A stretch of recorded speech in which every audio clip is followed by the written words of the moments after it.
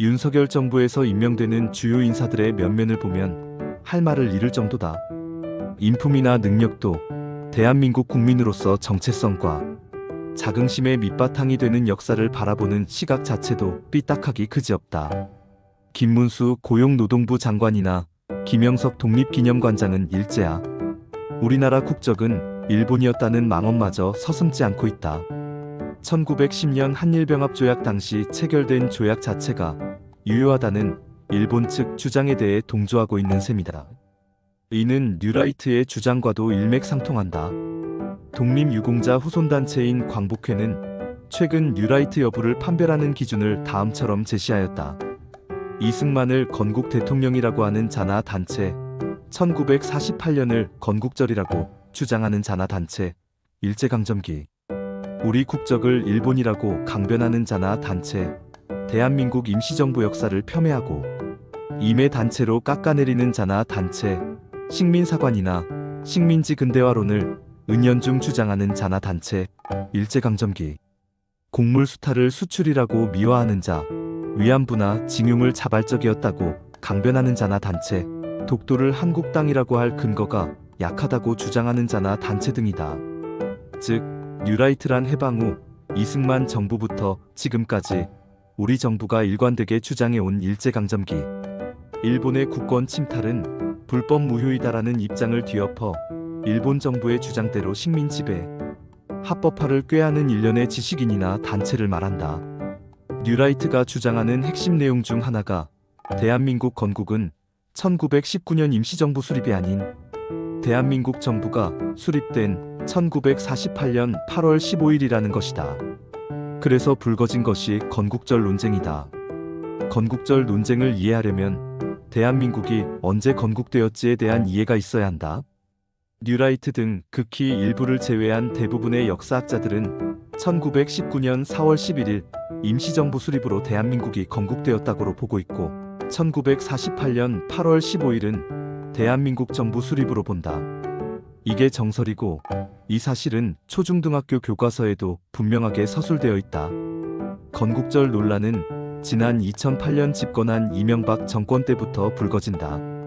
이명박 정권은 자신들이 집권한 2008년을 1948년부터 계산, 건국 60주년이라 하여 기념식을 대대적으로 하겠다고 발표한다. 이에 보수 우익 진영의 일부 학자들은 8월 15일을 아예 독립운동을 기리는 광복절 대신 건국절로 기려야 한다고 주장했고, 이에 호응, 정감윤 당시 한나라당 의원은 광복절을 건국절로 계칭하자는 내용의 국경일에 관한 법률 제정안까지 제출한다. 같은 해 12월 한나라당 소속의 황유여 의원은 건국 유공자 예우에 관한 개정안도 발의한다. 이 법률안은 1945년 8월 15일부터 1948년 8월 14일까지 신탁통치를 반대하였거나 자유민주 국가인 대한민국을 건국하기 위하여 활동한 건국 유공자와 그 유족에 대하여 국가가 적당한 서훈과 응분의 예우를 하자라는 법안이었다. 국경일에 관한 정감윤의 법률 개정안은 광복회를 비롯한 다수 국민의 질타를 받고 철회하였고, 건국 유공자 예우에 관한 법률안은 반탁 또는 건국 활동의 성격은 무엇이며 이들이 대한민국 건국에 어떤 기여를 했는지에 대한 역사적 평가가 먼저 이루어져야 하고, 이들을 건국 유공자로 지정하는 것에 대한 국민적 공감대가 형성된 후 검토되어야 할 것이라는 국회 전문위원들의 검토 의견에 따라 자동 폐기된다. 두 법률안은 이미 앞에서 잠깐 언급하였지만 대한민국 건국이 1919년 3.1운동 이후 상하이에 건국되었음을 인정하지 않고 있다. 두 법률안은 광복과 대한민국 정부 수립이 독립운동가의 독립운동의 결과물이기보다는 1945년 8월 15일 이후에 반탁운동을 주도했던 우익 인사들의 건국 활동에 의해 이루어진 결과물이라는 인식을 갖게 해주었는데, 그 지점이 두 법률안이 노린 노림수였다고 생각한다. 박근혜 정부도 2015년 광복절 경축사에서 건국 68년이라고 언급하여 1948년 8월 15일을 대한민국 건국 원년으로 보았고, 이후 한국사 교과서에 이를 담아내기 위해 국정교과서를 만들려고 했지만 국민들이 용납하지 않았고 한국사 국정교과서 출판 시도는 성공하지 못한다. 대한민국이 1919년 건국되었다는 주장의 근거는 무엇일까? 먼저 대한민국 헌법 전문을 살펴볼 필요가 있다. 대한민국 헌법 전문에는 유구한 역사와 전통에 빛나는 우리 대한국민은 기미 31운동으로 건립된 대한민국 임시정부의 법통과 불의에 항거한 4.19 민주 이념을 계승한다고 명기되어 있다. 즉, 오늘 대한민국은 기미 3.1운동으로 건립된 대한민국 임시정부의 법통을 계승한다는 것이다.